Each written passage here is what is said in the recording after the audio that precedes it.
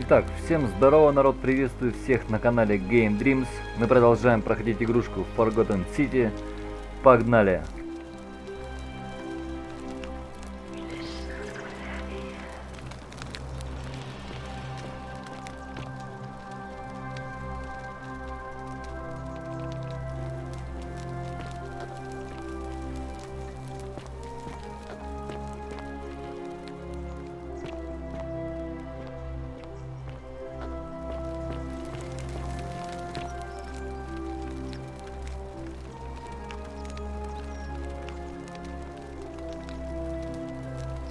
What you did was extraordinary, and I'll never forget it.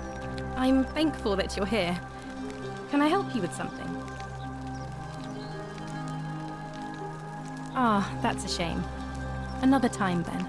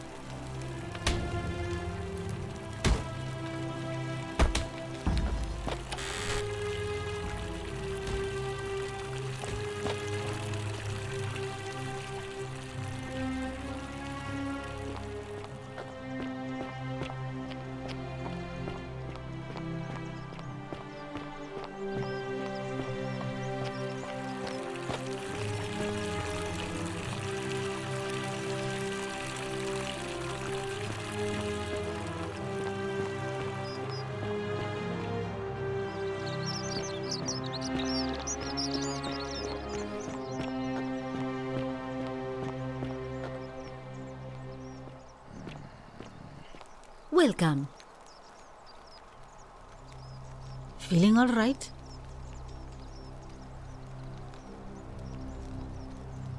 I'm Lucretia, and I'm going to be straight with you. I'm not a physician. I'm tired.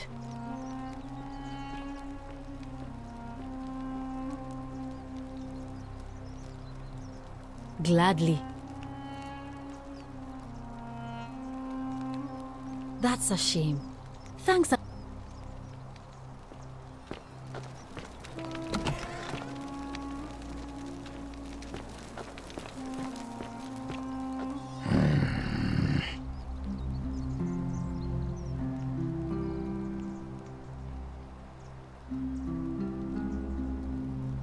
Can't talk long. Got to station. Families from. If we have to. Whatever.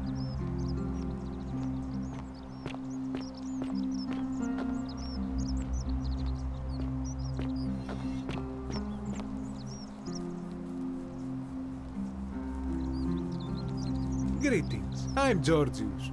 It gladdens me to see another foreigner in our midst. We must stick together, you and I. And I must say, my sartorial friend, your clothing is most extraordinary. Leather boots in place of sandals, trousers with precise stitching, and such a curious design. I have traveled distant trade routes from the markets of Damascus to the farms of India, and never have I seen anyone dressed quite like you. Tell me, I must know, from which exotic part of the world do you hail? Is this a riddle, or perhaps you mean to say you feel like you are ahead of your time? I feel the same way. Another reason for us to stick together. We will have much time here to get to know one another. But for now, do you require assistance? I know you do not require clothing, so information perhaps? My story? How kind of you to ask. I am a tailor and I run the humble shop in the forum. You mean to say, with all the turmoil and terror of the Golden Rule and so few customers, why bother setting shop at all? I'll tell you, it is precisely because of the Golden Rule that I wish to remind my friends of the importance of looking one's best. I say, the more of our customs we preserve down here, the more we can preserve a semblance of normality, the better our chances of keeping our heads. Don't you agree? Oh, and there is another reason too. If we all end up as golden statues for future generations to marvel at, I don't know about you, but I would like to look my best.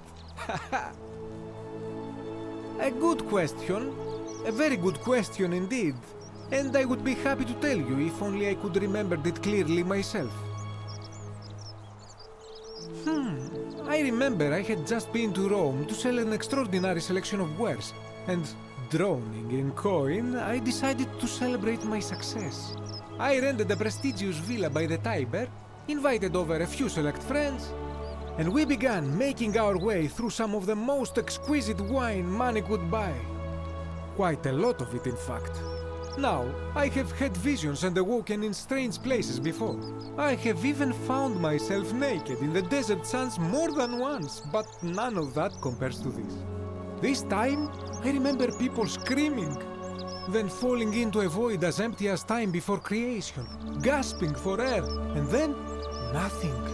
When I regained my faculties, I was lying naked by the banks of the Tiber, gods know how many miles from my villa. Indeed. I'm lucky I was carrying a little extra weight. I believe it kept me afloat.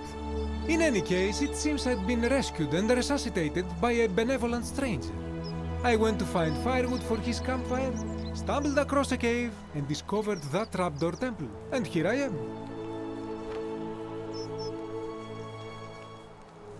Anything you like. Shh! Not so loud! What are you playing at? Have you not been told about the last attempt? Oh, then I suppose this duty falls to me. It is a long story. Aha, you are witty. I like that. Of course, the first question any of us asks when we first arrive is, how do I escape? It is only natural after all. And scaling the chasm wall is out of the question, for it is simply too steep and too far. But as they say, if the wind fails, use the oars. And here the second option is to leave the way we came in, through the shaft above the bathhouse. See, the shaft is quite high, but if one gathered up enough wood, one could make a series of ladders and climb one's way out. They have! I am getting to that. There was an attempt, made by resourceful fellows who lived here some years ago. They even decided to keep records of their escape attempt for posterity. Unfortunately, as soon as they began to carry the first ladder down the hallway, they heard a godlike voice shake the entire city, and that, tragically, is where their tale ends. So it seems that to merely attempt escape is to invite the wrath of whichever god oversees this place, and so I say it is best to not even discuss it aloud. Ah, yes. The many shall suffer for the sins of the one. As a Greek, this is nothing new to me. It is how our gods operate. Have you not heard the tale of the god Hades? He was the first to learn this dreadful lesson when he abducted Persephone and imprisoned her in the underworld. When Demeter, the mother of Persephone, learned of this, she did not punish Hades, the guilty one. Instead, she changed the climate of Earth so that it became hot and dry. Nothing grew. The grain turned to empty husks and the rivers dried up. Innocent people died by the tens of thousands until at last the other gods were forced to act lest they have no worshippers left. So yes, we know this rule. This has always been the case. The golden rule has merely brought it into focus. If we are to survive, I say we must each heed the simple wisdom of Thales of Miletus, first of the 7 sages of Greece, who said, "Avoid doing what you would blame others for doing."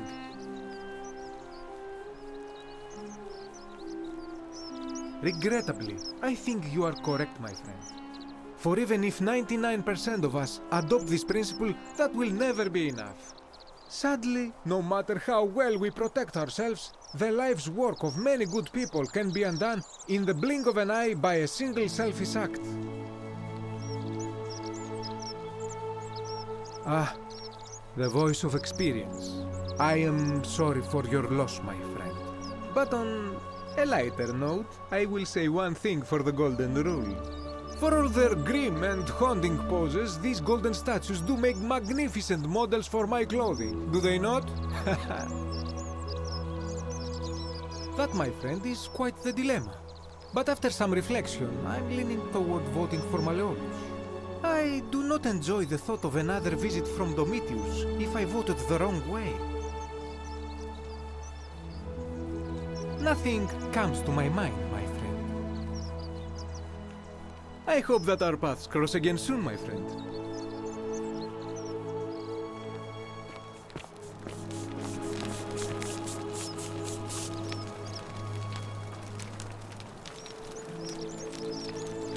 Ah, a new face.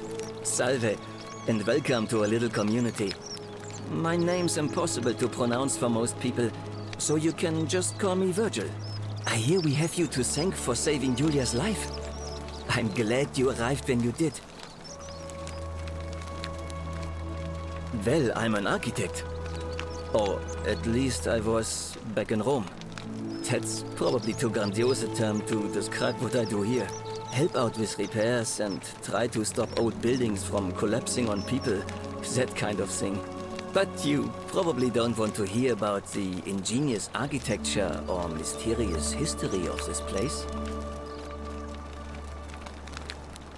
Oh, I'm glad you asked. Some of these shrines were constructed hundreds of years ago, which means Romans have been arriving here for at least that long. But there's one thing that puzzles me. The oldest shrine in this avenue isn't Roman at all. It's Greek.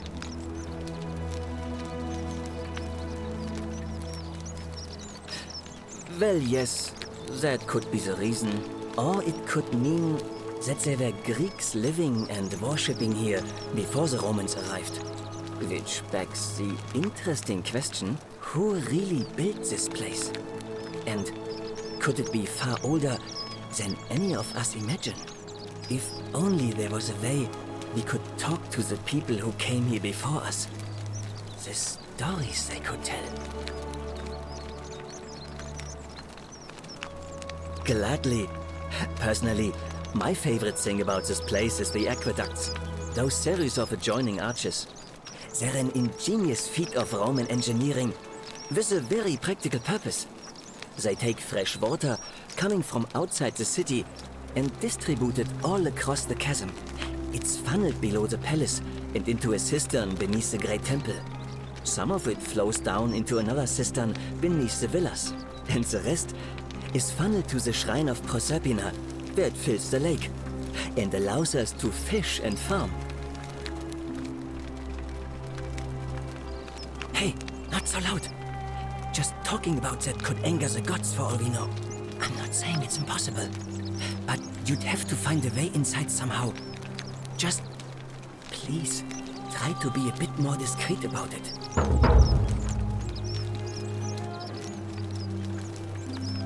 You mean the Great Temple?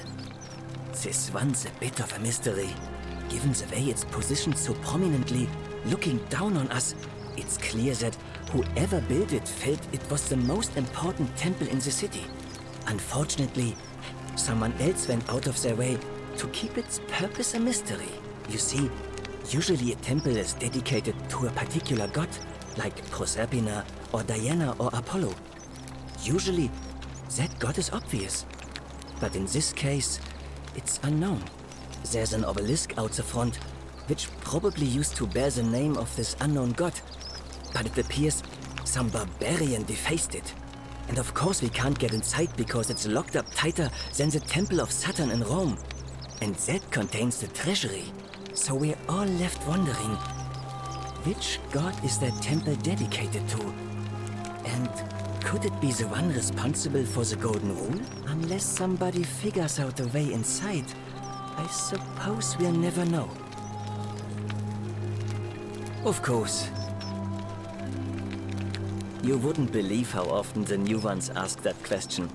But I'd tell you the same thing I tell everyone else. There are much worse places to live out your days. You might have a few sleepless nights thinking about the golden rule. But once you get used to the fear, knowing that a single slip-up could cost you everything, it's not too bad. Nothing new to me, anyway. Oh, I just mean I grew up in the Batavi tribe, far to the north in Noviomagus, and learned to expect a bit of hostility. They weren't nearly as tolerant as the Romans. Some people say it's divine, the work of a god, but I'm not so sure. It just seems so flawed to me. Like it's distinctly human. I mean, once you've been here long enough, you'll notice people doing things that just seem so wrong to you. But this so-called god doesn't seem to care. Which means one of two things. Either you don't know the difference between right and wrong, or this unknown god doesn't. And I'm pretty sure I know the difference. Do you? Good.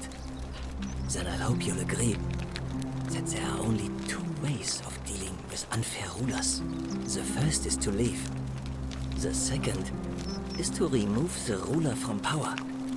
And it seems leaving may not be an option. Good question. It's best if I say no more, but I hope you will give it some thought. Look, I haven't done anything wrong, if that's what you're thinking.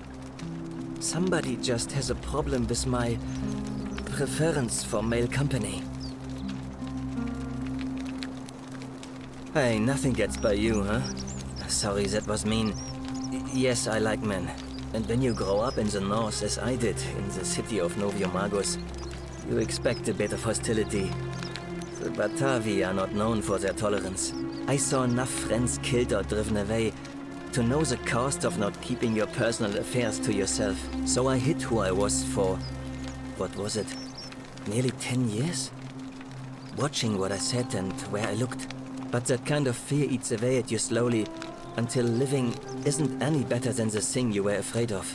Needless to say, since I'm now living underground, halfway across the known world with an assumed name, My openness didn't go down well among the enlightened folk of the Batavi. In any case, the Romans are far more accepting, and among them, I get to be who I am. Or at least, I thought that was the case. It seems I was wrong.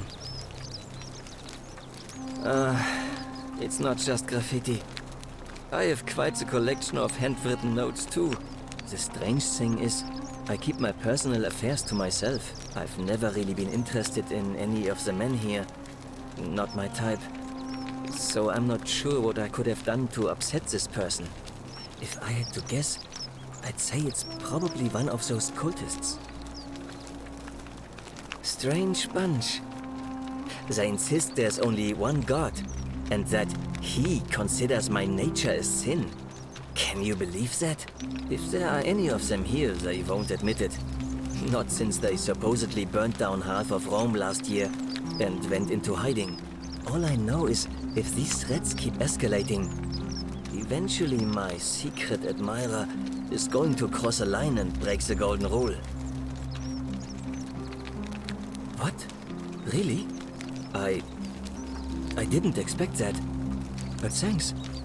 It's always a pleasure to meet someone so selfless. I'm glad you arrived when you did. I'd start by figuring out who the cultists are. Or maybe ask around among the merchants here. Someone who lives or works in the forum must have seen something. But if you find them, please don't hurt or humiliate them. I suspect they're just confused. Come back and let me know what you find.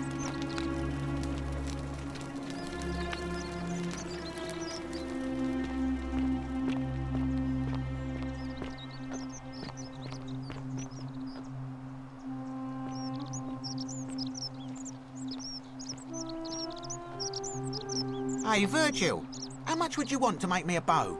For the last time, Dacius, I'm not making you a bow. But why?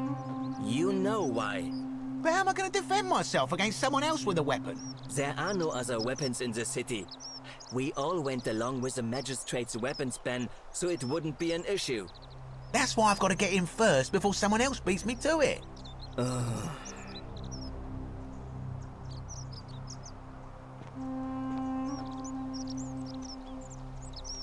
Salve, stranger, and welcome to our idyllic little slice of the Empire. I'm Dacius. I don't, I'm afraid, but I did overhear Fabia telling Georgius she saw something. She was headed to the baths not long ago.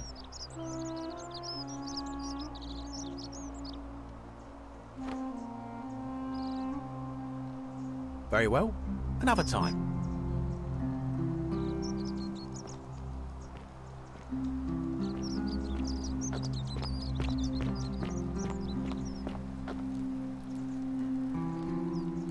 Help! You have to do something! A man arrived in the baths.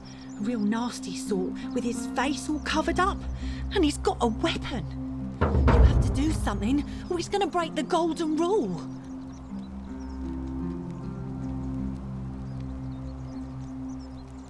Thank you. He's still in there, somewhere. I have to hide. Find me in this empty shrine when it's over.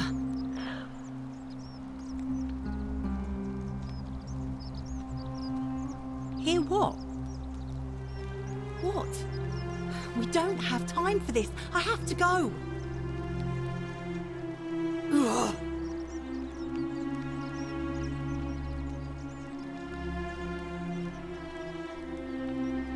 The shrine is collapsing!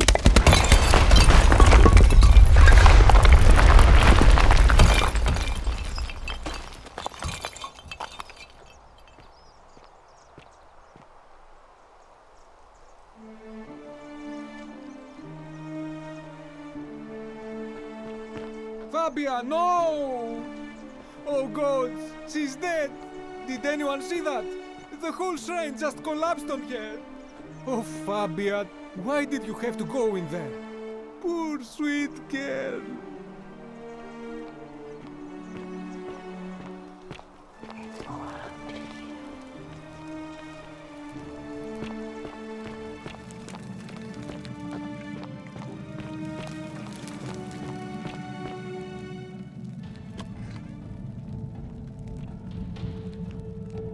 Stop right there. I'm looking for Tiberius Quinctius Crispus, otherwise known as Quinctius. Do you know where he is?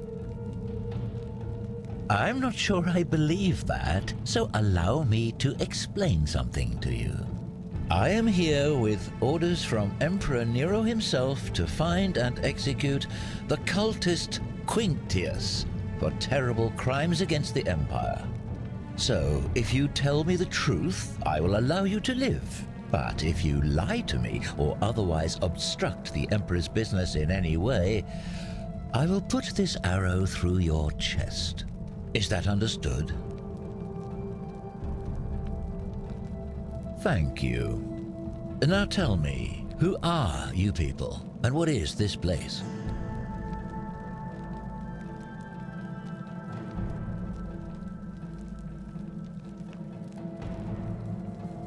A small community. Ha! I was told Quinctius was a cultist, but I never thought he'd be foolish enough to lead me right to the heart of his mystery cult. Oh, don't play coy with me. I don't care if you're worshipping Bacchus, Magna Mater, or Christ. You lot are all the same to me. Always sneaking off to your secret sanctuaries, indoctrinating each other with your little mantras. The Emperor may have tolerated your activities up until now, but after what Quinctius did, those days are numbered. You say that, but if you're not a cult, then why go to such great lengths to keep this place a secret? So you admit you're not allowed to leave.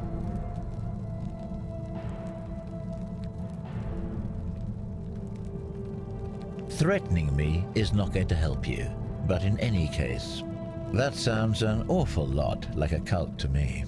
And I saw the inscription saying, "The many shall suffer for the sins of the one." I take it this is some kind of mantra you all believe?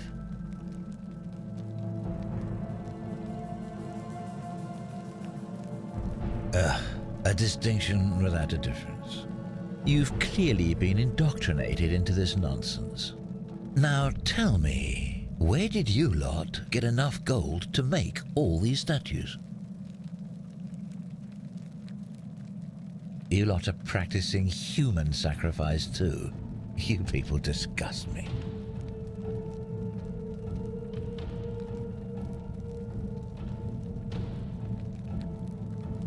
Yes, because I'm the real villain here.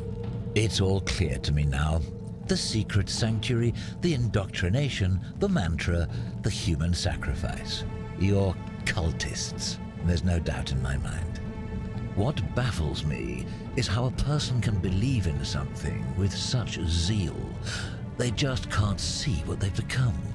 However, you still have a chance to redeem yourself by telling me where Quinctius is. Do not waste it.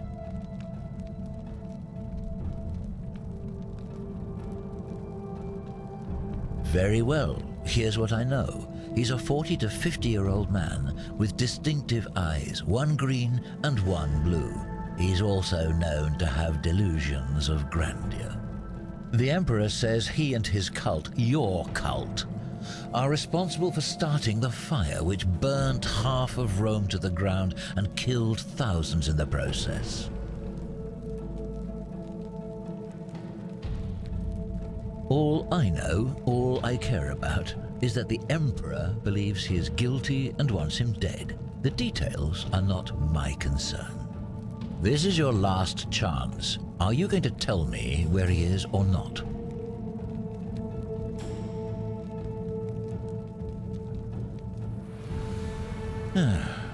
Then you're of no use to me.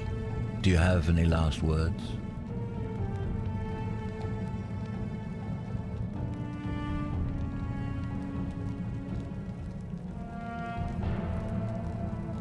And there's a simple explanation for that. I lied. But if you want to know the truth before you die, here it is. Once I'm done with you and Quinctius, I intend to kill every last one of you wretched degenerates. And I can think of nothing I'd enjoy more. The many They shall suffer for the sins of the One.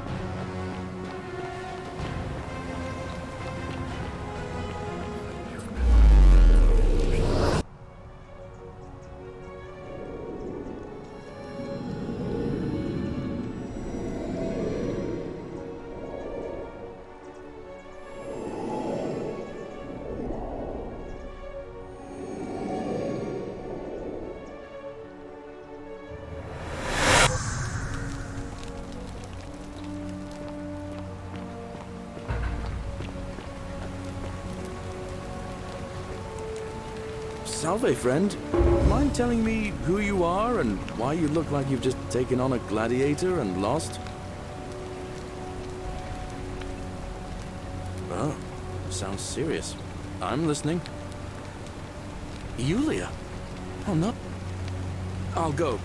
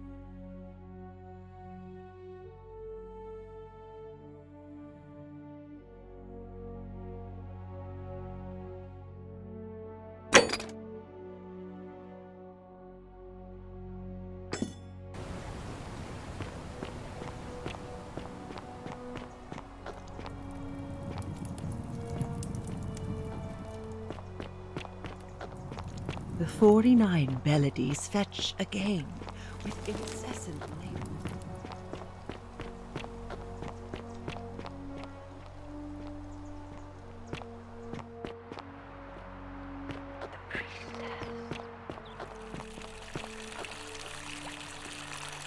Keep an eye out for Centilla, would you?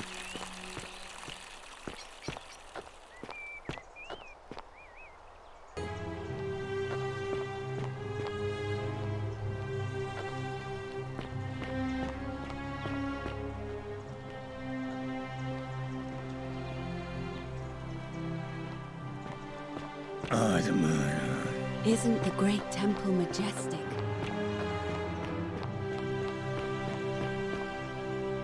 Salve again, friend. I went and did as you asked, and it worked.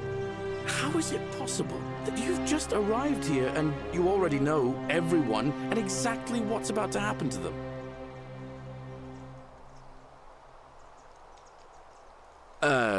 You're toying with me, right?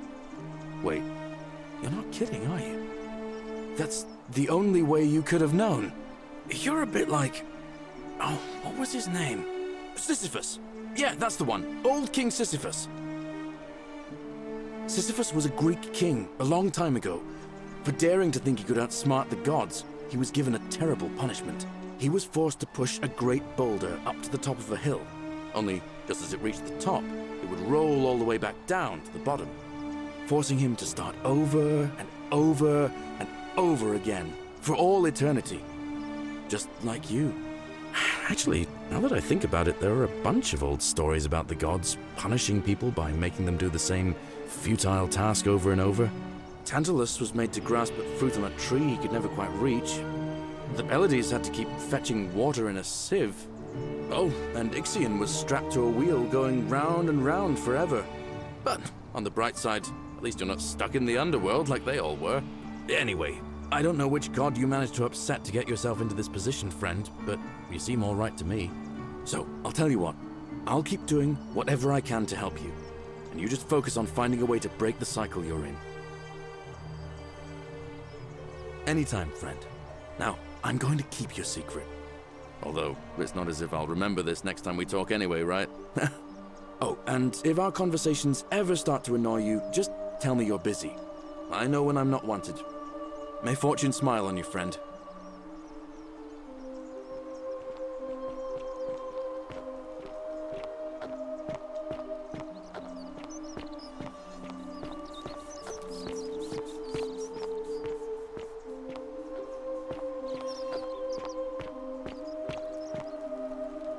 Help!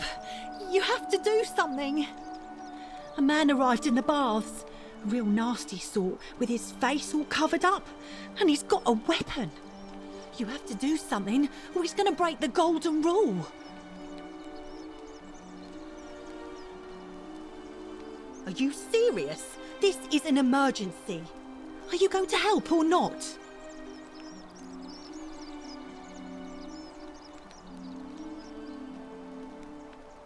Thank you. He's still in there, somewhere. I have to hide. Find me in this empty shrine when it's over. What? Why? All right, fine. Come and find me in my bakery instead. Please be careful.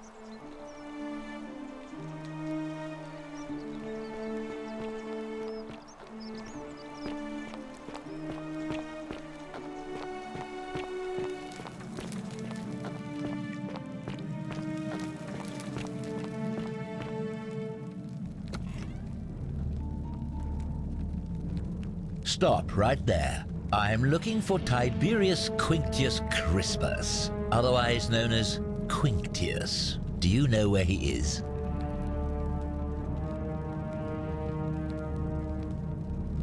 Thank you. For your service to the Empire, I'll let you live for now, but you'd best make sure our paths don't cross again.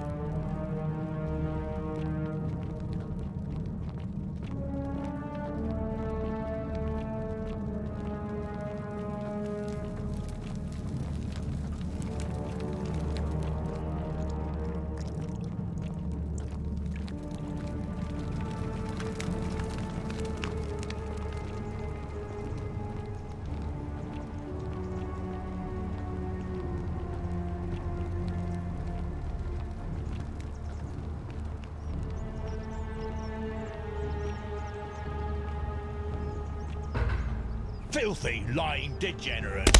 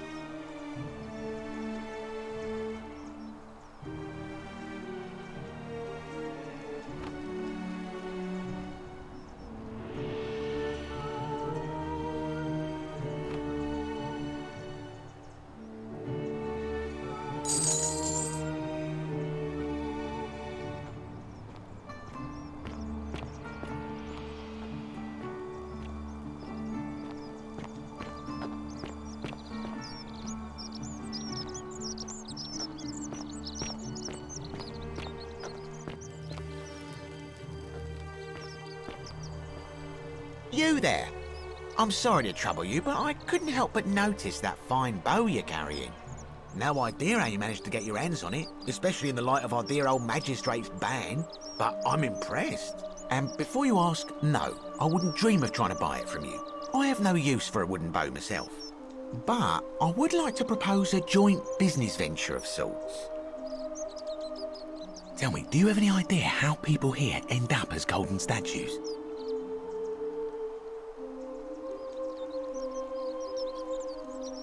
Well, between you and me, I found an old scroll from years ago, hastily written, in which the author claimed something extraordinary and terrifying. He wrote that when the golden rule is broken, statues spring to life all over the city, wielding golden bows and begin firing golden arrows at the inhabitants. Supposedly, 1 or 2 of those arrows is enough to turn a full-grown man into gold. Now, of course, that is a travesty, a terrible, horrible waste of human life, which has to be stopped. And yet, on the other hand, I can't help but think of a tale told by that Greek fella Aesop, the goose that laid the golden egg. With the ability to transmute organic matter into gold, one could create infinite wealth. Use your imagination, golden animals, insects, trees and plants. The Midas touch without the drawbacks. We are talking riches beyond imagining.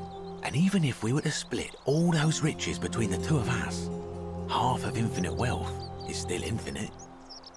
Interested?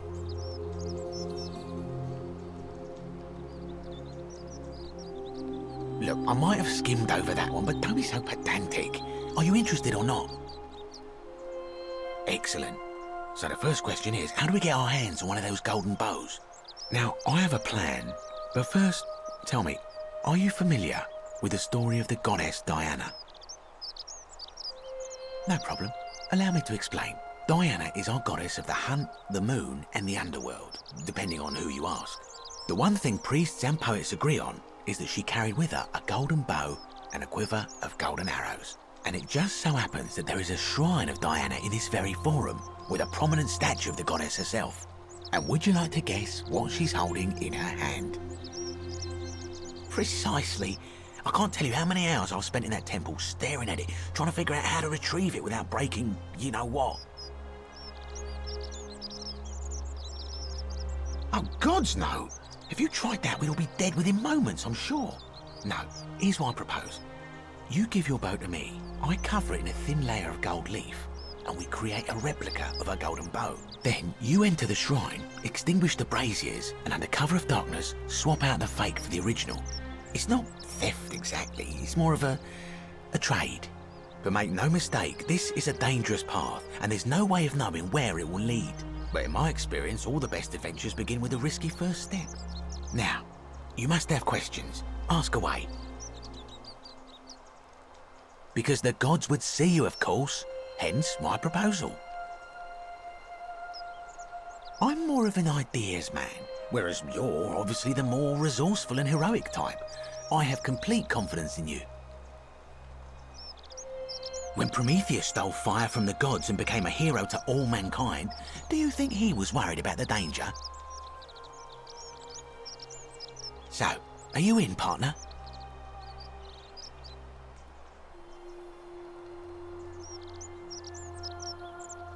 Wonderful.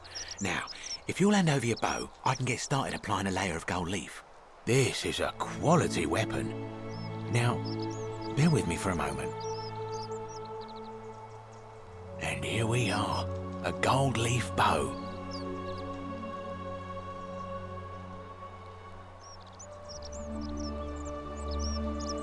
Now I've gone and unlocked the Shrine of Diana for you, so as quick as you can, head on inside. It's just at the end of the street on the left. May the gods not watch over you.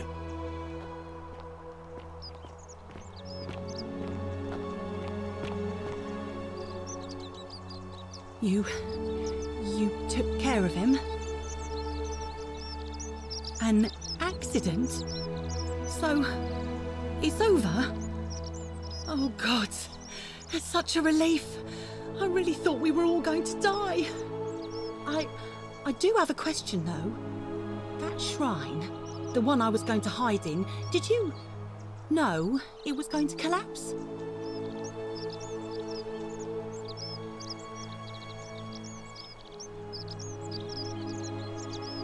Really? Then how? Oh, I see. I should probably keep my big mouth shut then. Sorry. I promise, nobody else will ever know what you did. But I know. That was really clever. Thank you. I'm glad you're here. Oh, speaking of which, welcome.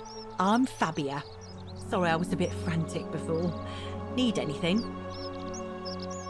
Oh, there's not much to tell. I mostly just bake bread and try to help out where I can. I suppose it all started about 8 months ago. I was living in Rome with my family when I got sick. Terrible timing. My pa had just arranged a husband for me, a fisherman's son. I was about to meet him for the first time when I came down with an awful fever. I spent the next week in bed.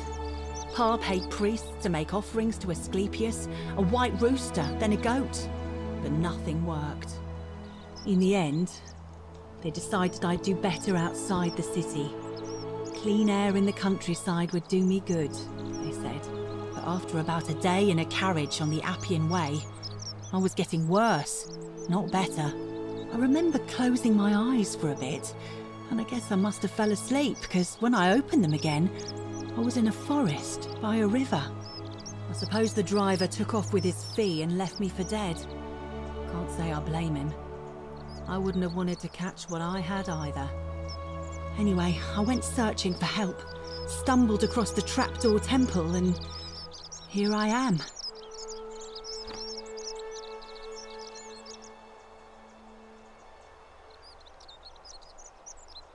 Oh yeah, I suppose you're right. Hadn't really thought about it. But the gods are mysterious and powerful. Who knows what their plans are for us? What? You've been here a few moments and you're desperate to get out already? Why not give the place a chance before you try to leave? Good people here. Galerius works hard on the farm so I can put food on our tables, and Lucretia tries to keep us healthy. My friend Georgius is always mending our clothes, and Virgil makes sure these old walls don't fall down around us. Well, he does his best. I'm just saying, there are worse places you could live out your days.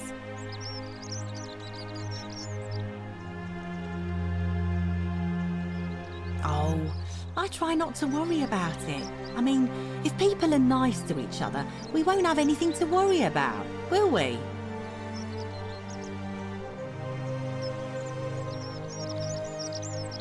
Thanks. And I like your teeth. They're so white. And your clothes. Oh, I bet my friend Georgius would like to get a look at you. And I'm sure he'd love to chatter about the golden rule with you too.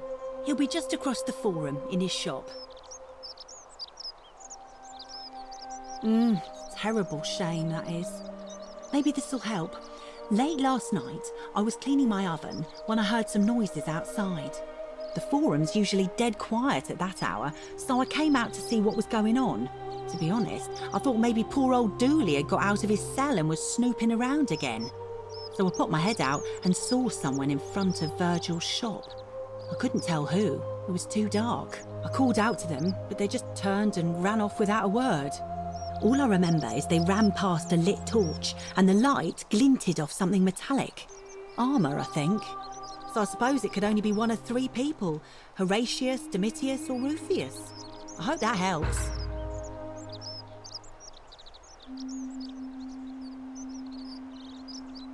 All right, thanks again for taking care of our problem. I won't forget it.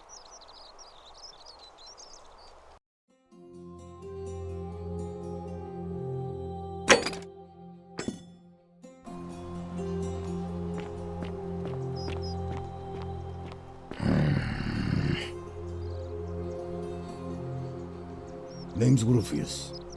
Better watch your step.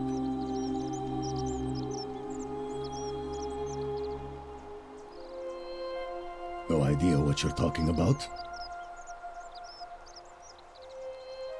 Yeah? Prove it.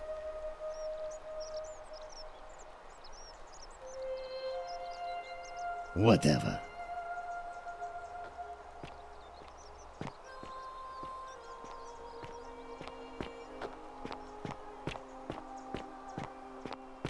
Are they?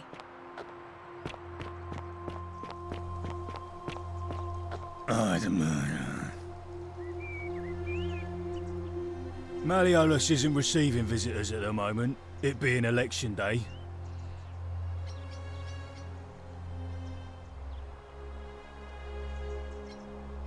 He's not here. Dunno. The little Caput murder escaped earlier this morning, while I was taking Yulia to the clinic. He can't have gone far, but if you find him, tell him the punishment he gets for coming back on his own won't be as bad as if I have to go looking for him. Do I seem like anonymous threats are my style?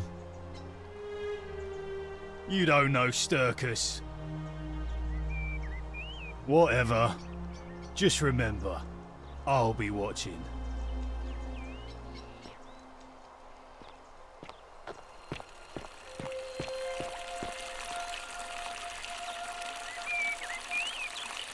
What is it, citizen? What? Absolutely not. I know someone's been threatening him, and I'm not happy about it. But I can assure you, it isn't me. You know nothing. All right?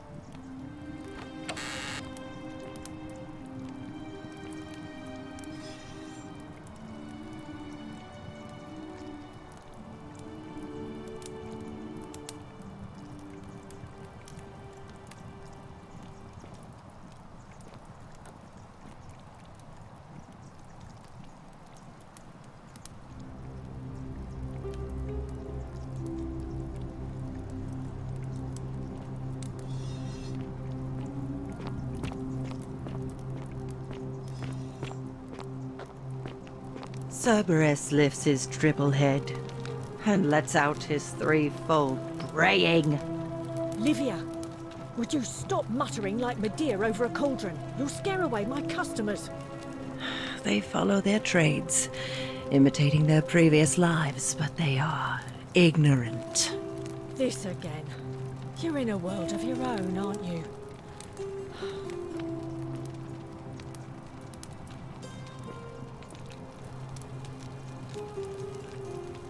Just as the ocean accepts the rivers of all the world, so this place accepts all the souls. But it does not notice the crowds that come. The newly arrived are ignorant of the road before them. I love your clothes. So exotic. Oh, you're here. I'm so glad you decided to visit. I'm Aurelia, and I hope I'm not being too forward, but the moment I laid eyes on you, I was intrigued.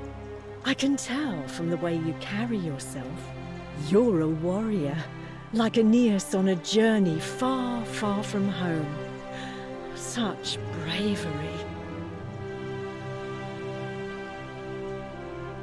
Ugh, coming on a bit strong, don't you think? I take back what I said. Suddenly, I don't find you so intriguing anymore. Let's just forget that ever happened, so we can at least do business. So, what brings you to my tavern? Ugh, let it go. Nothing's going to happen between us. You know, normally, I'd expect you to buy me a drink before asking if I want to get out of here.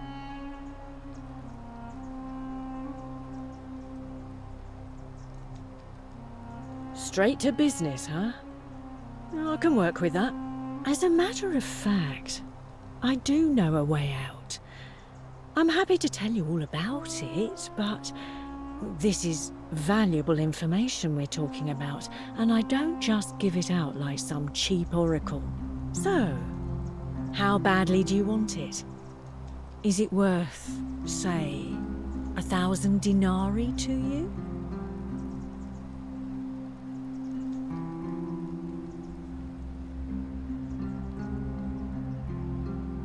Well, I can't tell you too much, or you'd figure it out for yourself. But I promise you, you'll never have to spend another hour in this city ever again. Simple. It's a one-way trip, and I'm not ready to go just yet. I like my life here. One day, maybe, but not now.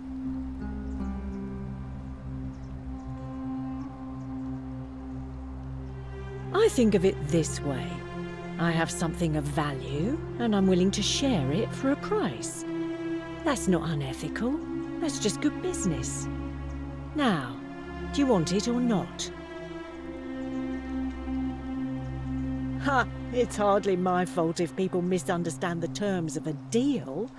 I mean, it does say, "Let the buyer beware," right outside my tavern. I just try not to think about it. Drink helps with that. As the saying goes, to drink is human, so we drink. Certainly, for 10 denarii. Have you met Livia?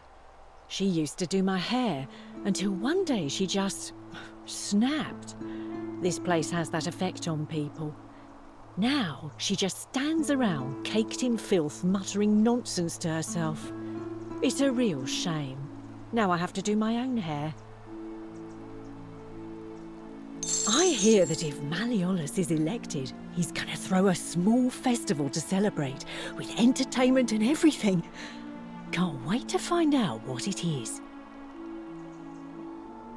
There used to be a midwife here, Naevia, but this place drove her mad as a Maenad. Said she could hear the statues whispering to her. Can you imagine? Fortunately for us, she locked herself in the palace weeks ago and hasn't been seen since. Good riddance, I say. Scintilla, the magistrate's youngest daughter, went missing a few weeks ago, right out from under Daddy's nose. How can we trust him to govern a city if he can't even protect his own daughter? I heard Dacius has been offering a lot of money for a bow. Of course, Sentius banned all weapons in the city, so I can't help but wonder what he's up to. Have you seen the way Rufius walks around staring at all the statues? He says he's afraid they're going to spring to life. But then, why does he have a collection of them in his room?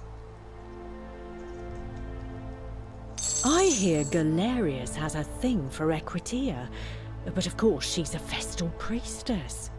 If she sleeps with him, the magistrate will have to bury her alive. Why do silly boys always want what they can't have? I hear there are blasphemous cultists walking among us. You know, the ones that lit the fires last year. Some even say they have a secret shrine around here somewhere. I've already told you everything I know, I'm afraid. All right, see ya.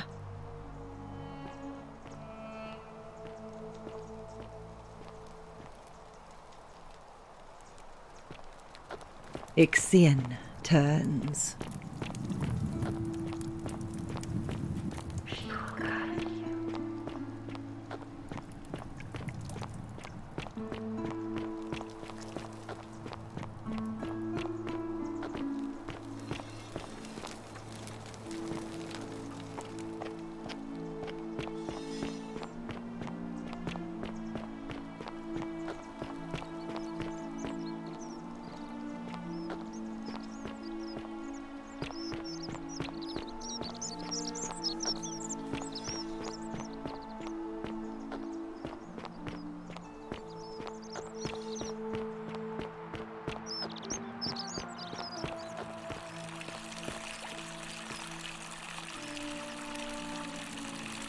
Ah, you again.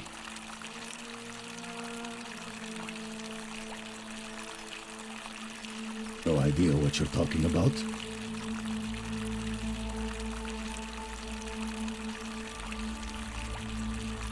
Yes, so what? What are you going to do about it?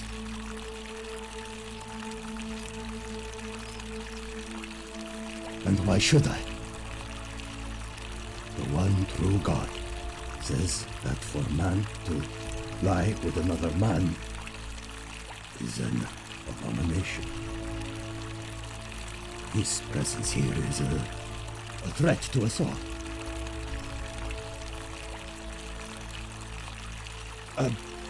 Well, I don't know. Maybe God hasn't noticed yet. But when he does, we're going to have a problem.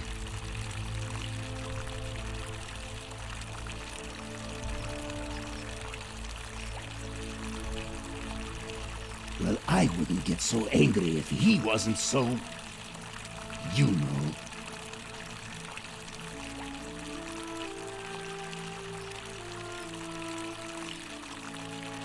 It makes me...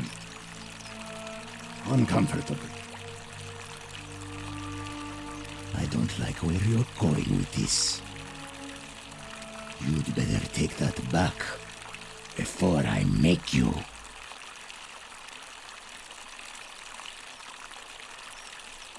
I have no idea what you're talking about. And unless you want your jaw broken, I think it's best if you don't ever talk to me again.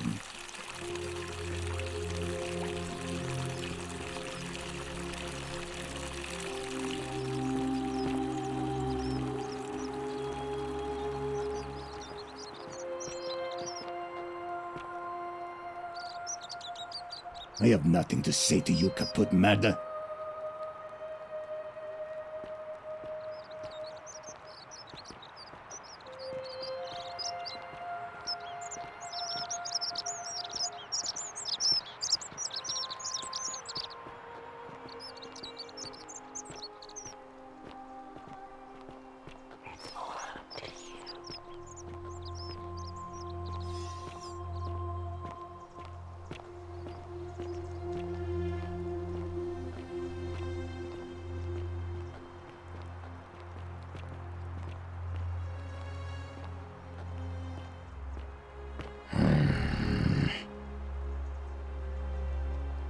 I have nothing to say to you, kaput murder.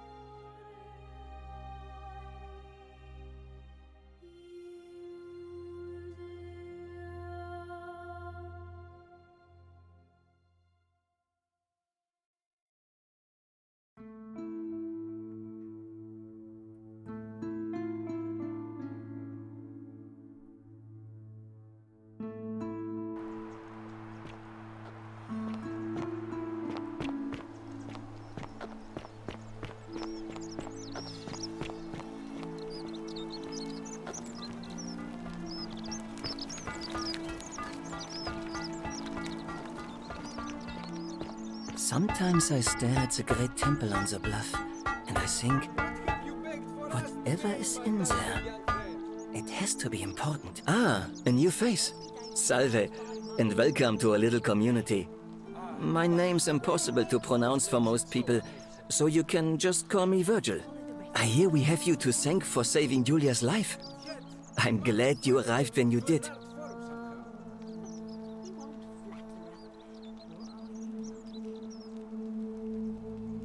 Well, Malleolus is talking about loosening some of the restrictions in this place.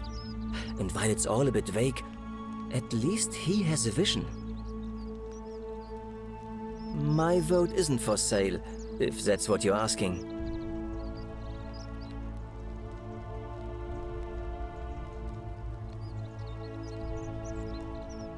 Well, I'm an architect, help out with, but you...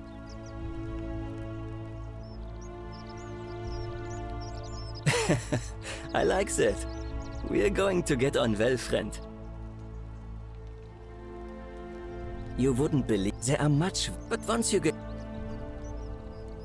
Oh, I just mean I grew up in the Batavi tribe. They weren't nearly as tolerant as... Some people say it's divine. I mean, which means one of... And I'm pretty sure. Fair enough.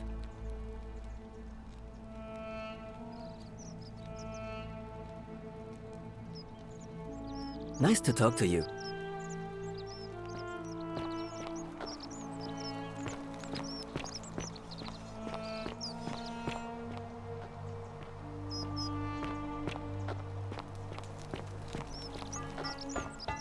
Salve.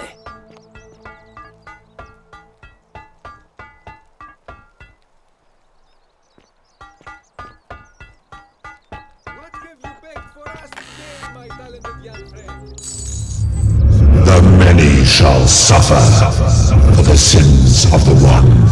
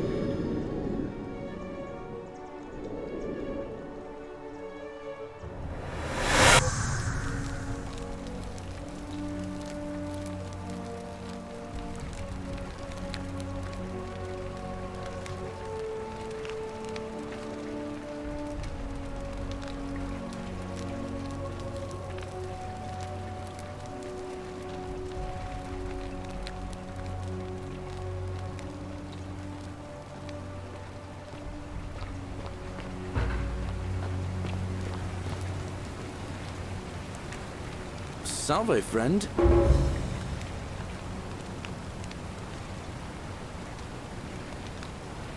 Oh, sounds serious.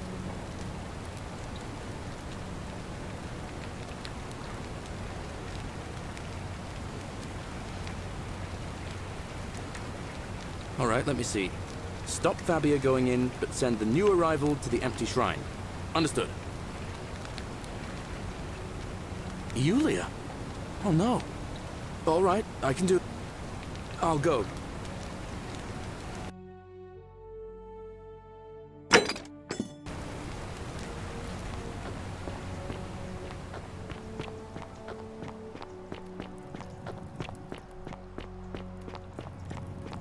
The 49 melodies fetch again with incessant...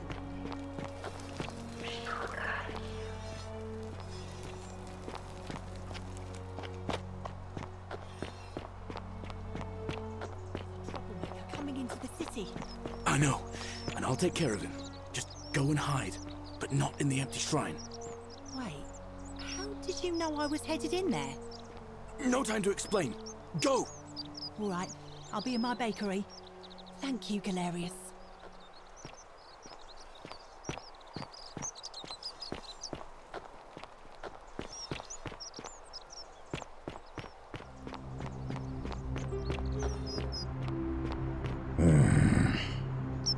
Name's Rufius.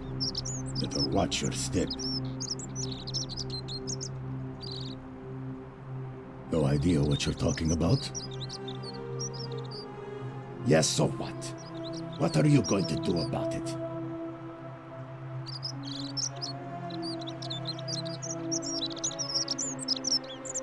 You imbecile!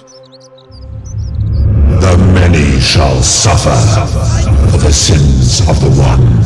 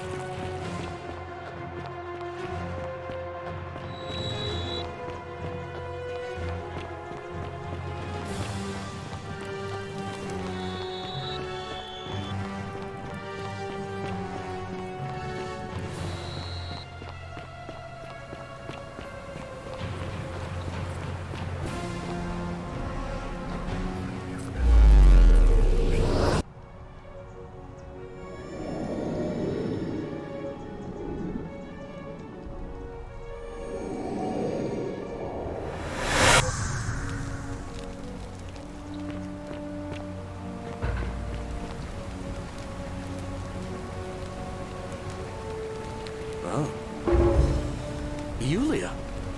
All right, I'll go.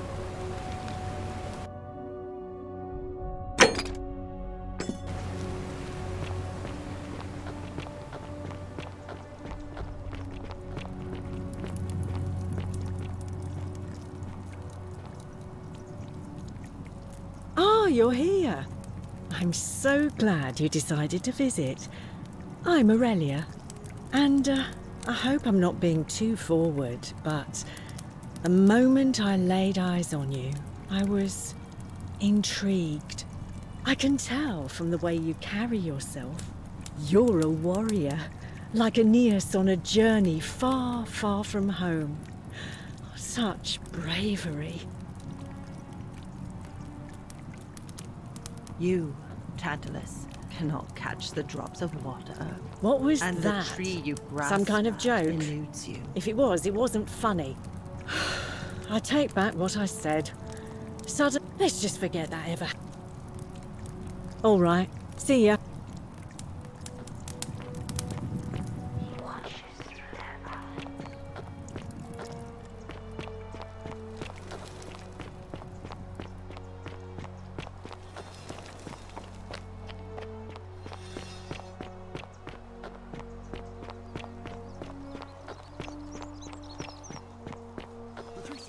No time to explain. I'm supposed to give you the Sylphium resin for Yulia. What? Quick, give it here. I'm just going to help us. Name's Rufius. Better watch your step. No idea what you're talking about? Yes, sir. What are you going to do? And why should I? The one true God says that for man... well, I don't know. Maybe God hasn't noticed yet. But when he does...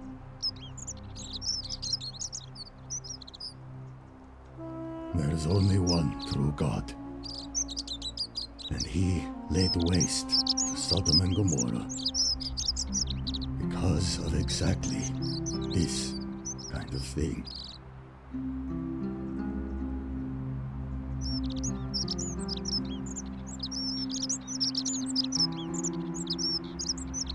I am doing that. If I was about to get everyone else killed, I would want someone to stop me.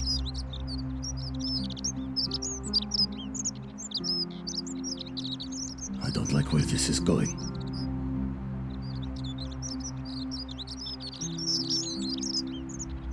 I have no idea what you're talking about. And unless you want your jaw broken, I think it's best if you don't ever talk to me again.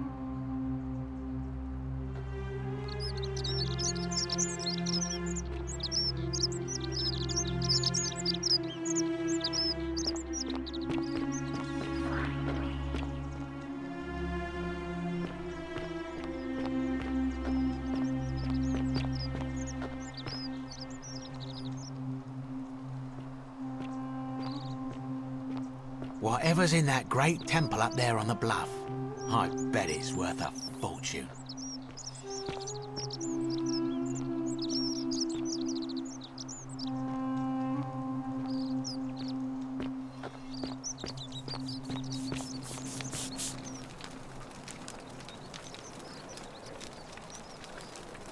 Ah, a new face. Sal, I hear we have you to thank for saving...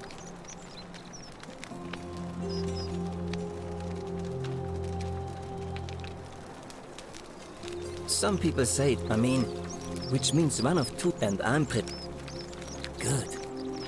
Then I hope you'll agree that the first is to... I'm glad. It's best if I say no more, but I hope you'll give it some thought. Nice to talk to you.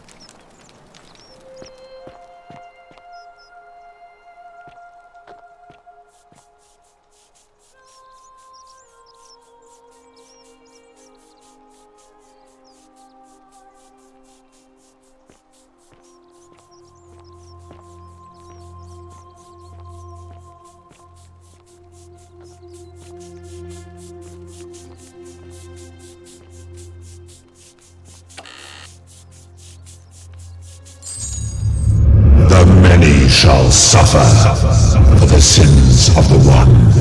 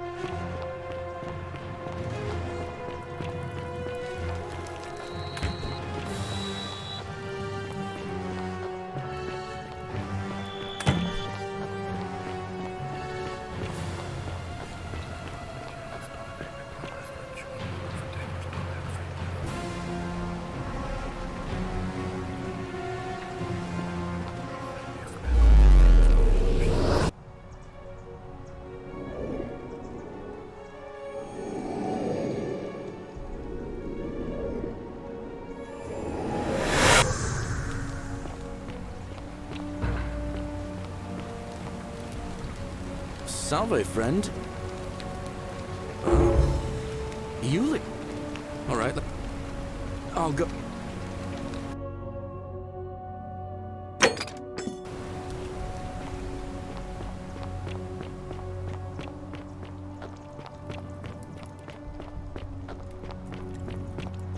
The 49 melodies fetch again with incessant labor.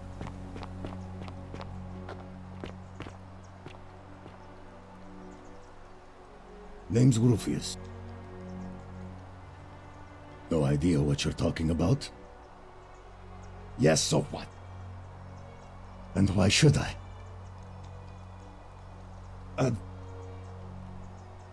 There's only one.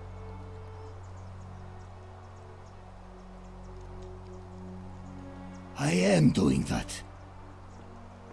Are they? Smart.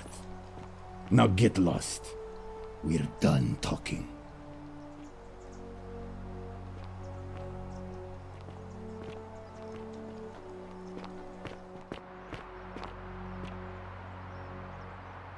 I have...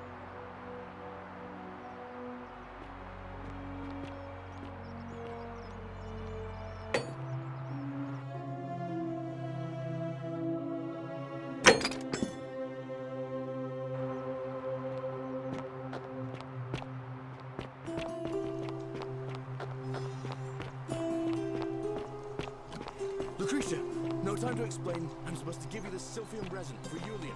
What? Give it here. I'm just going to help us.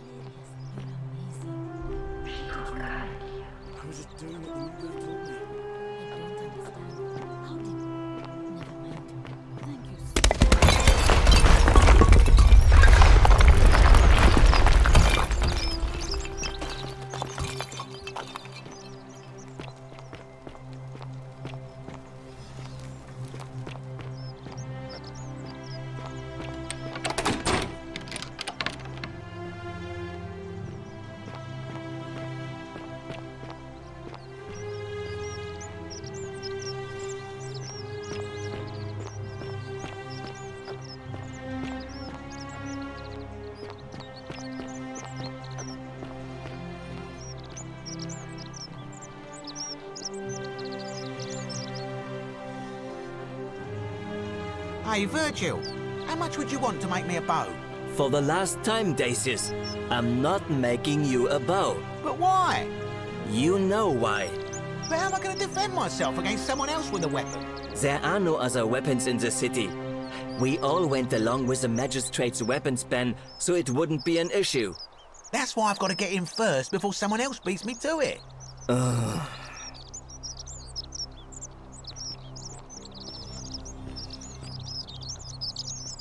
You there.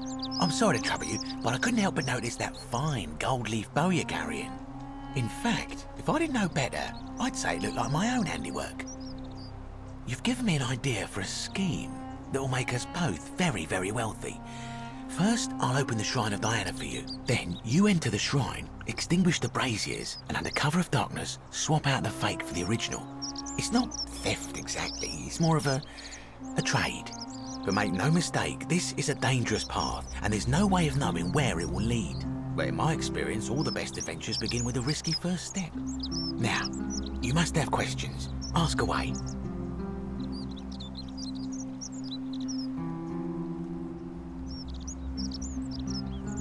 When Prometheus stole fire from the gods and became a hero to all mankind,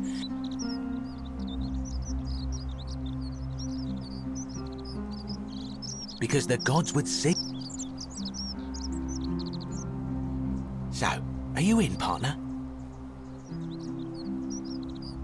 Now I've gone and unlocked the Shrine of Diana for you, so as quick as it's just at the end of the street.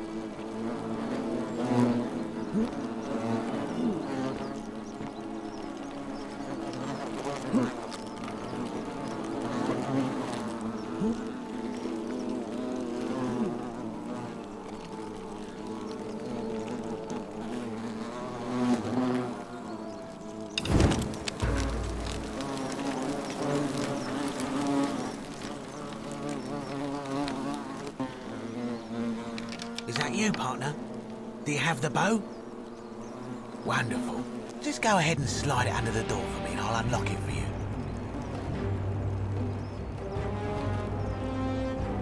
And yet you did. And now, here we are. With me out here and you in there. Until you give me my bow.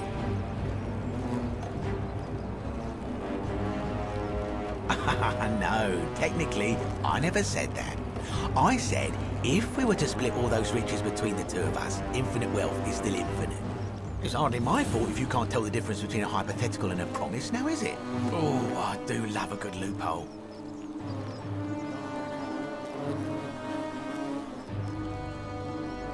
You're just gonna have to take your chances, I'm afraid. The bow, now. And don't even think about giving me the fake one. I'll recognise my own handiwork.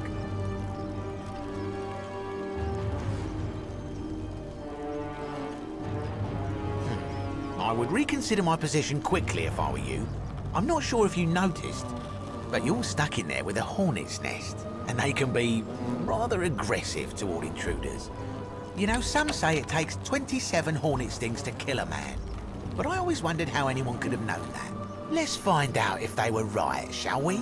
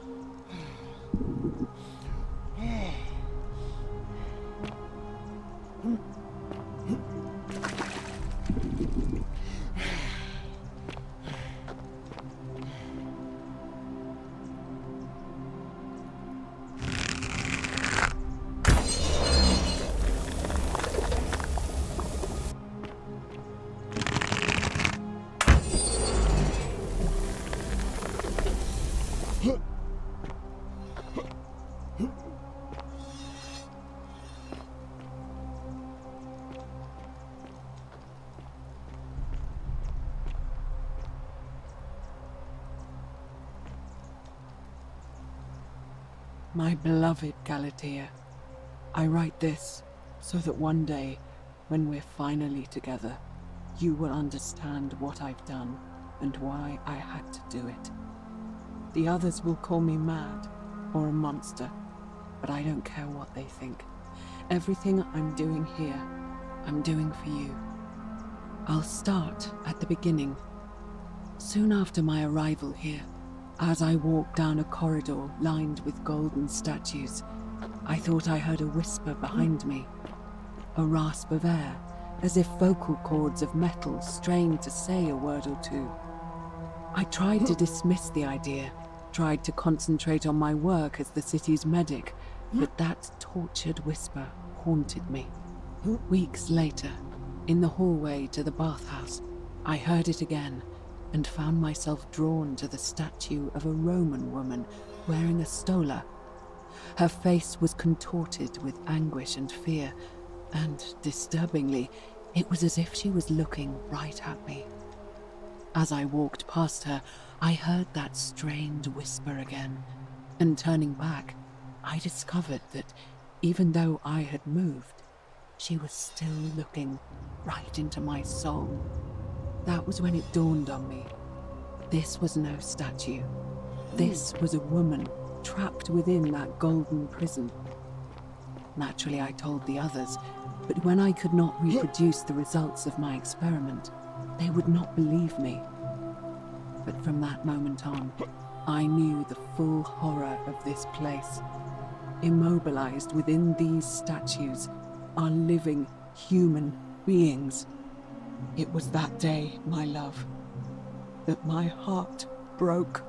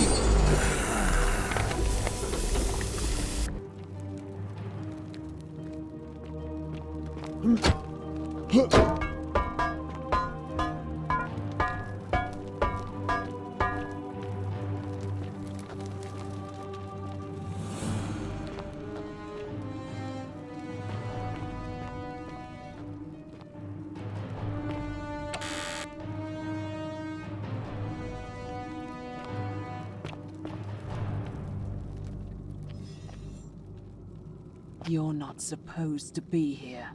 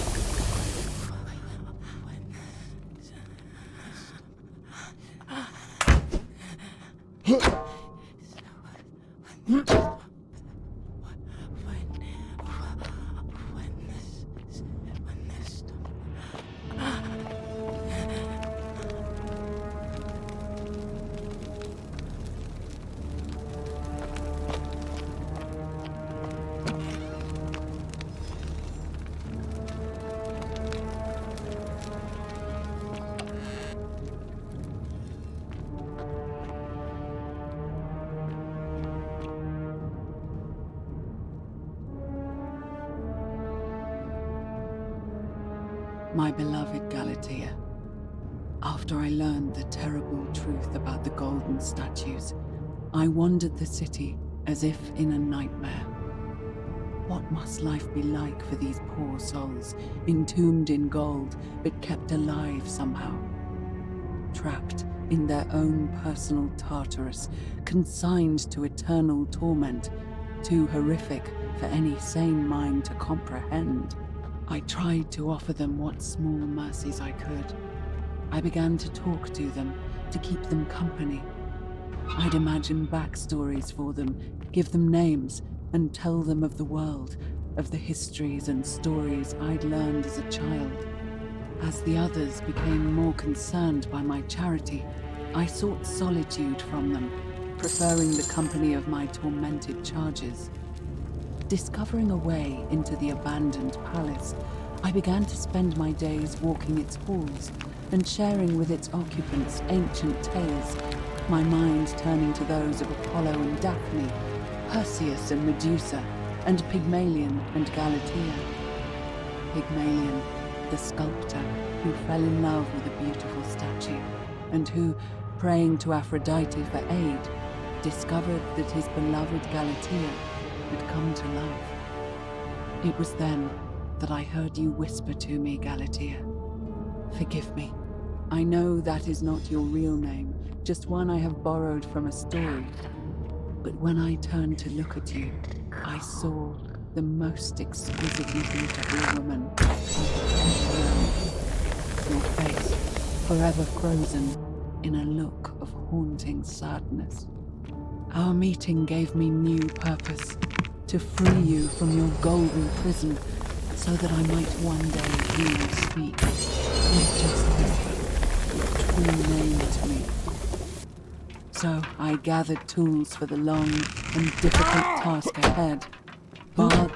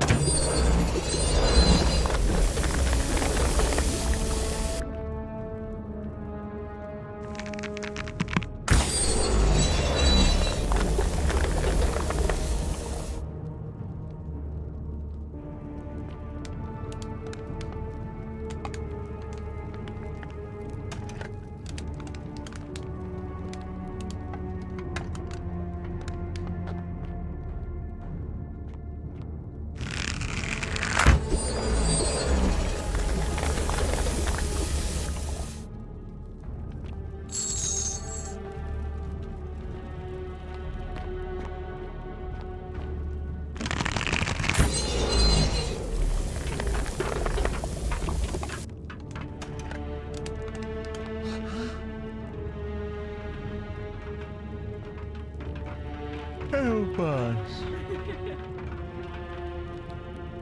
Please.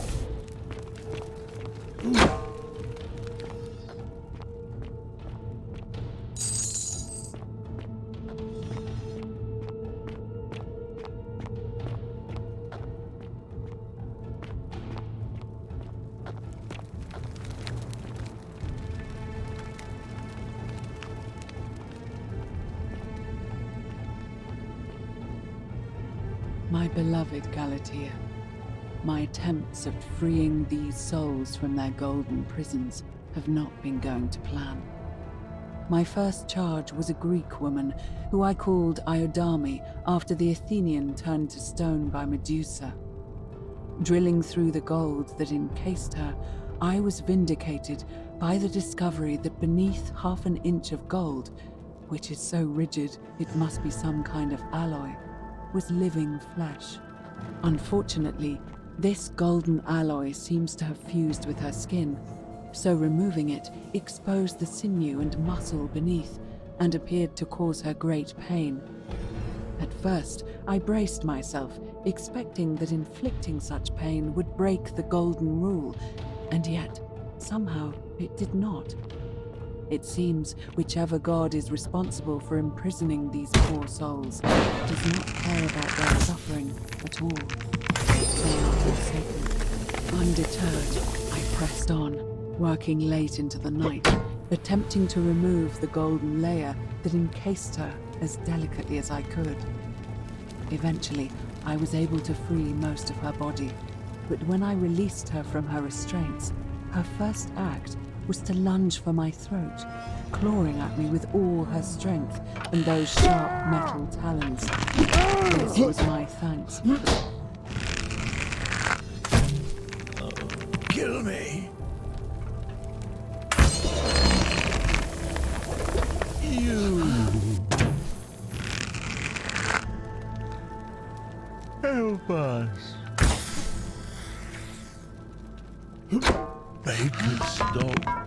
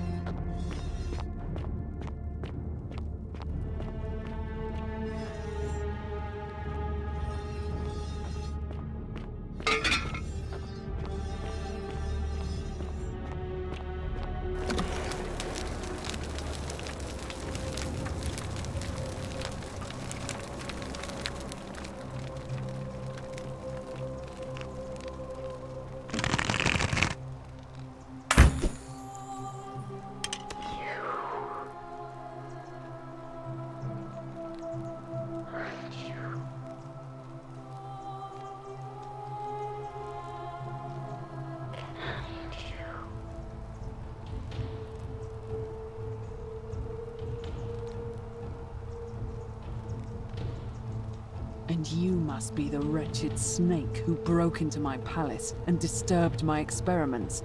And, worst of all, look at what you made me do to her. This never would have happened if you just stayed away. You're going to pay for that.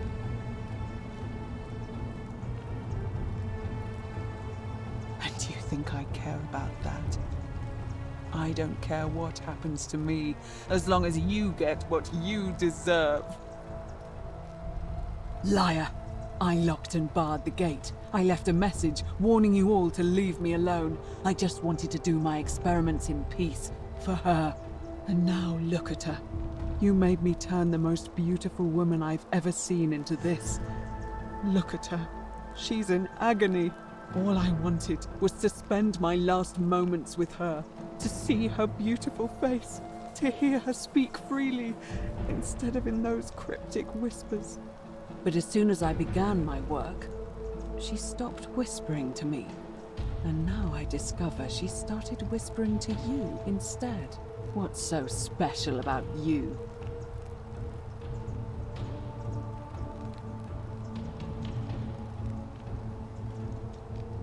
What do you mean, the same voice?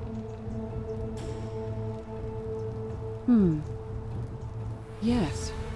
I remember when they used to whisper to me. They did sound similar. I just thought it was because all voices sound the same when they whisper. But now that I think about it, they were all benevolent and seemed to share a common knowledge. But if these bodies are mere conduits for that one voice, then this body is nobody. And everything I've done here was... Wait, I see what you're doing. You're trying to steal her away from me. Were you planning to wait until I'd done all the hard work, then swoop in? Is that it? Liar! You tried to steal her away from me, and now look what you made me do. Give me one good reason why I shouldn't peel you too. What? What are you talking about? Wait.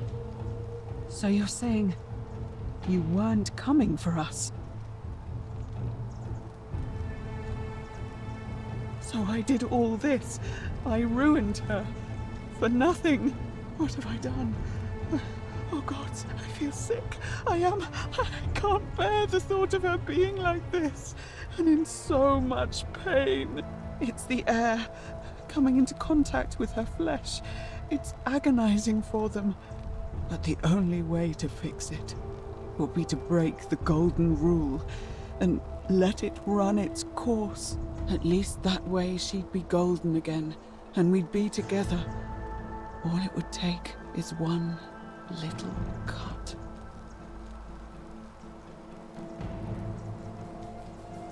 It's too late. There's nothing you can do. I have to do this. I'm sorry.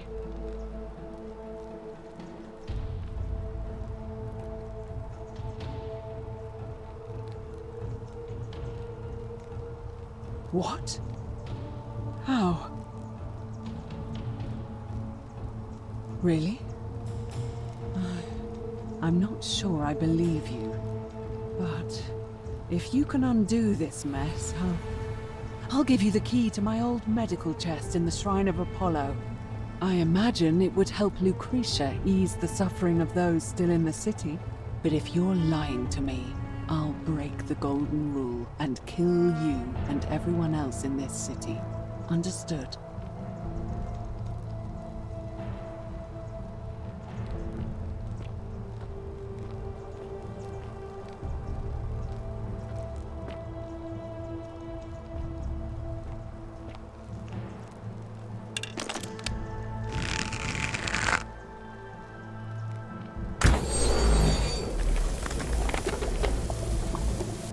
You did it.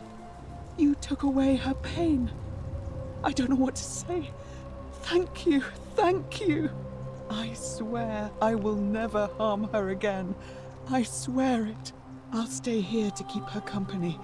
But these poor souls, what can be done for them? I've tried everything I can. I fear the only one capable of releasing them properly is whichever god doomed them in the first place. In any case, I must honor our bargain.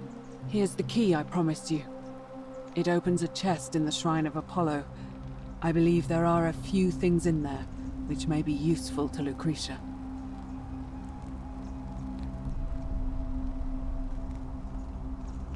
Now, please leave. The door here leads out onto the palace balcony. You should be able to make your way down from there. Go, and never return.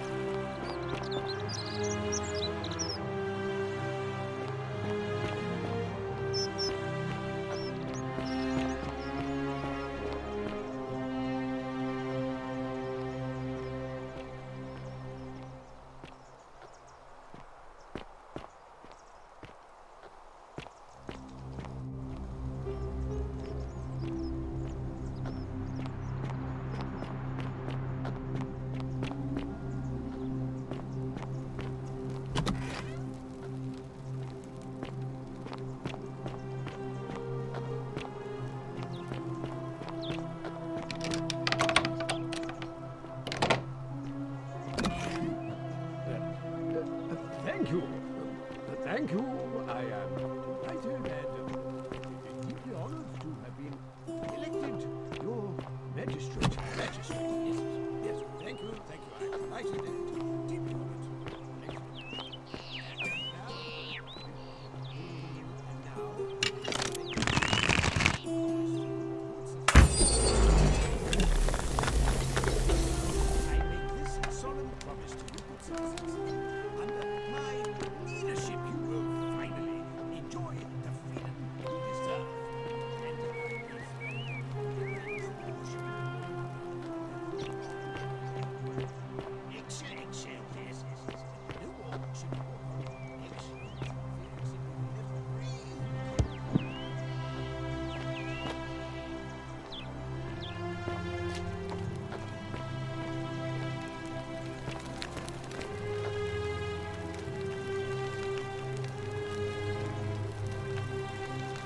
Oh, I wish Horatius would stop letting barbarians in here.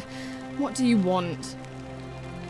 I'm Sentia, eldest daughter of the magistrate. But you'd know that if you'd been invited in here and introduced properly. What are you doing in here? And why are you dressed like that? Really? I'd never have noticed, what with your flawless accent, appropriate attire, and impressive mastery of our customs. Now, remind me, why are we having this conversation? Ugh, what is it with you people? You heard the rumor that my little sister escaped and figure I must know a way out too. Is that it? Well, that's just a stupid rumor. We have no idea what happened to Scintilla. I wish you mouth breathers would just leave me alone. I don't know. Can you? Can you tell me how a person could have disappeared from a city with no exits and no crime? Was she snatched away by the harpies? It was 3 weeks ago. We ate our evening meal together, and I remember she seemed happy. In love. We went into our rooms, I went to sleep, and when I woke up, she was gone. That's it. I think so, yes. But she was very careful about keeping his identity a secret, even from me. Because our father had plans to marry her off, eventually, and even a rumor about her attachment to some mystery man might have ruined those plans. That doesn't surprise me. To him, it was like a prize cow wandering off from its paddock. He's upset, of course, but he says he's too busy with the election to help look for her, so he's letting Horatius do the heavy lifting. some good that's done. I don't know, but it's been 3 weeks since she disappeared, and he hasn't come forward. That might speak to a guilty conscience. All I know is, whoever he is, he's still here in the city. You really aren't from here, are you? All Roman women are named after their fathers. I think it's their way of branding us, like cattle to be sold at market. His family name is Sentius, so I'm Sentia because I'm the eldest. And my little sister is formerly Sentia Minor, but she is affectionately known as Sentilla. I hope you're not insinuating I'm somehow pleased with her disappearance. Oh, you're awful. Get out of my villa and never speak to me again.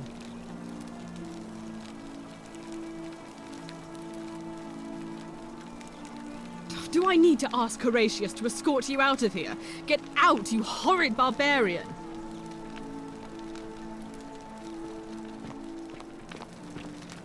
Keep an eye out for Sentilla, would you?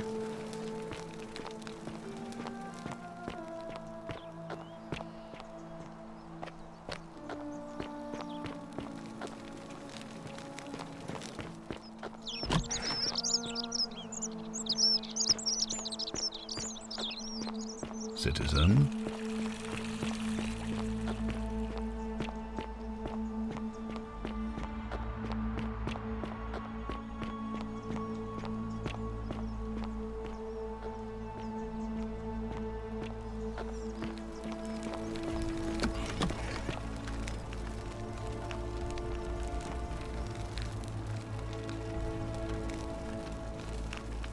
Feeling all right?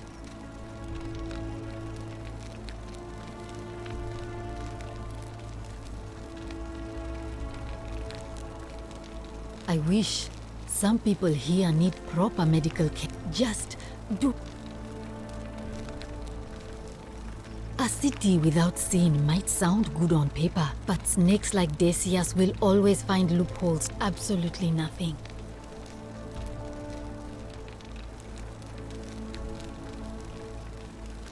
That's a shame.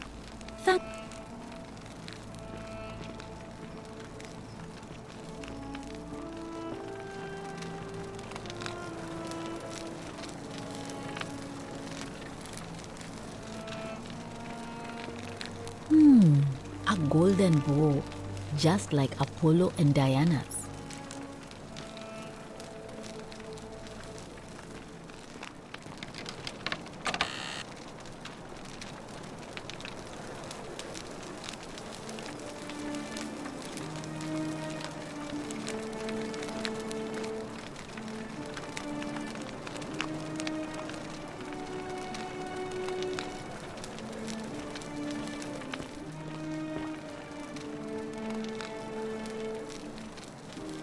Feeling all right?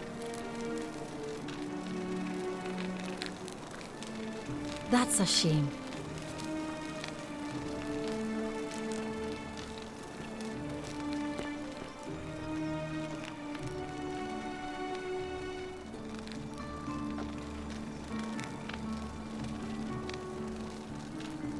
Feeling all right?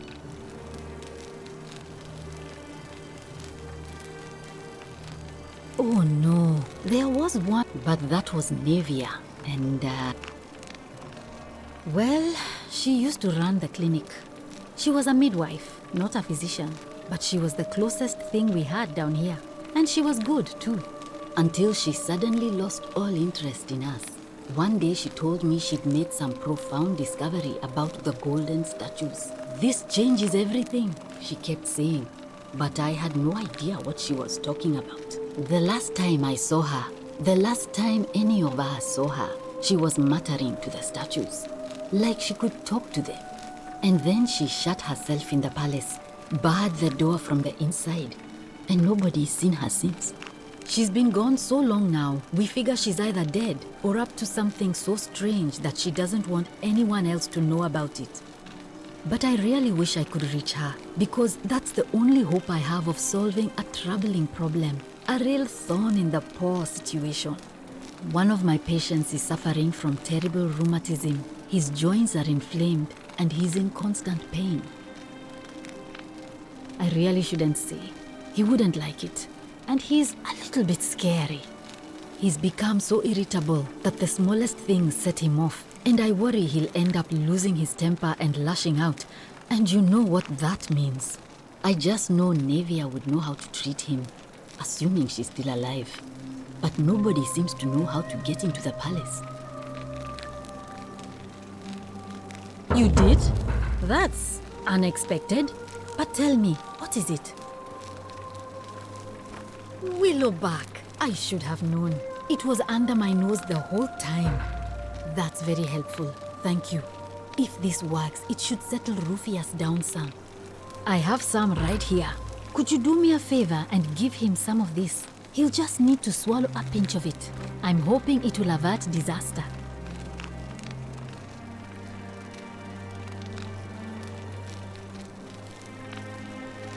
Thank you.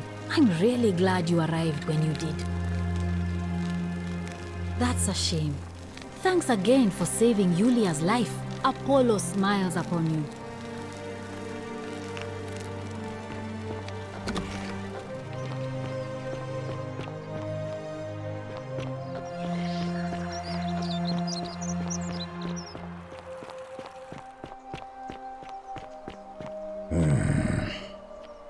I have nothing to say to you, kaput murder.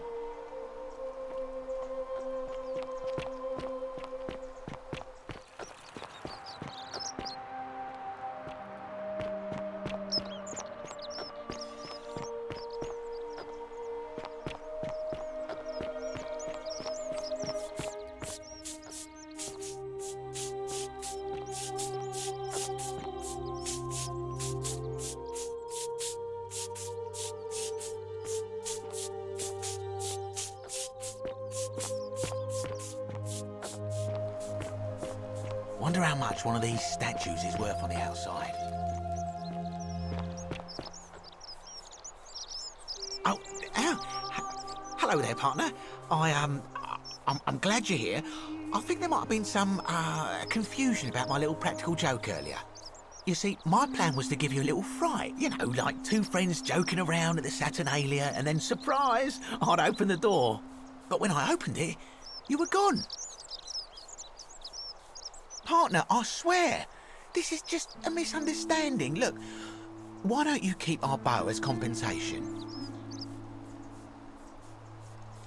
Fine. It's a credit to you that you're able to see the humour in all of this. Now, can I help you with something? Very well, another time.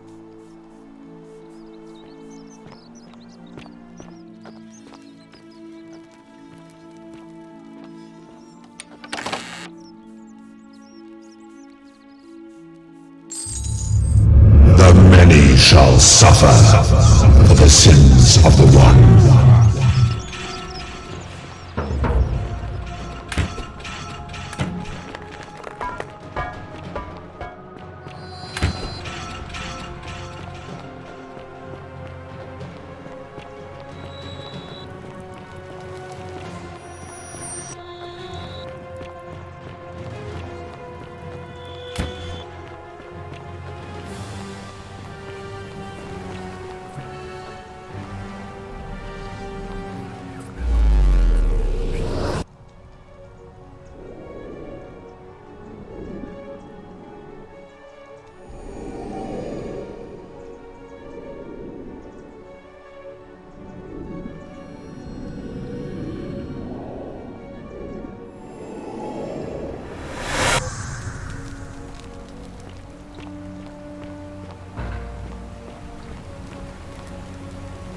Salve, friend.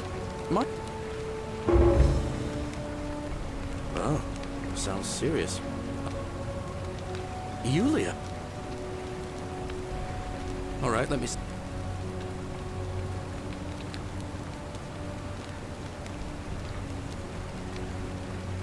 But how did you... All right, of course. I'll make sure this gets to him. I'll go.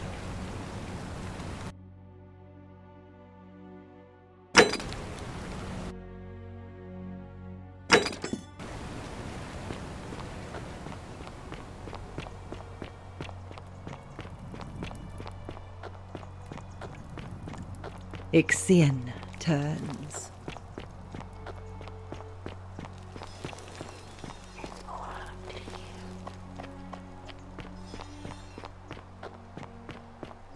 Fabia, listen. There's a troublemaker coming into the city. I know.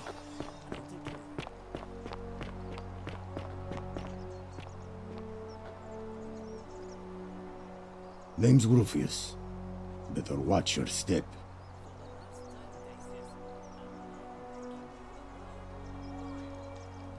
What business is that of yours?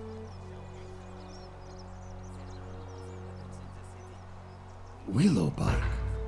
And this will work? Oh, thank God.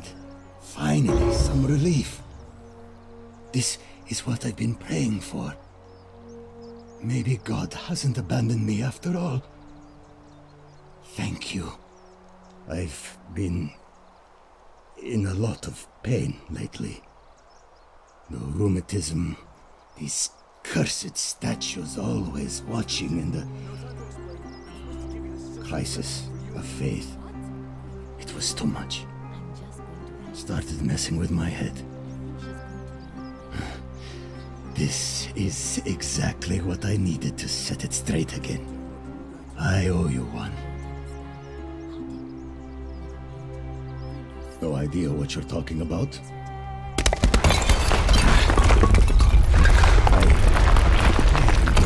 My best lately. I know that. It's the rheumatism. It starts with constant pain in all your joints. Then the pain starts to mess with your head. Makes you angry, mean. I know that's not an excuse for how I acted. But it's the truth. But with the willow bark, I'm already starting to feel like myself again. And I know I said I owe you one. So I'll leave him alone from now on. It's not as if I was ever going to hurt him anyway. I was just lashing out. I'm going to go and clean up the graffiti. Just forget this ever happened. Will you?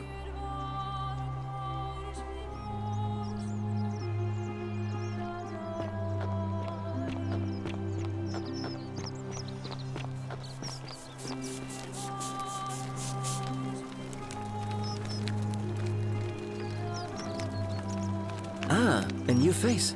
Salve, I hear we have you to thank for saving Julia's life.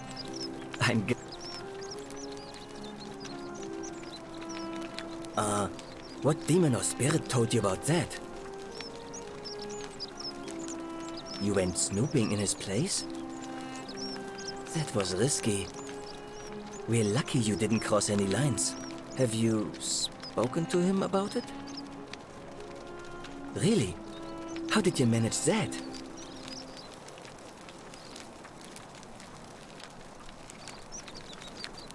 Ah, poor fellow. I've heard that can really mess with a person's head. Well done for figuring that out. Really? That's promising. I'll keep an eye out for him.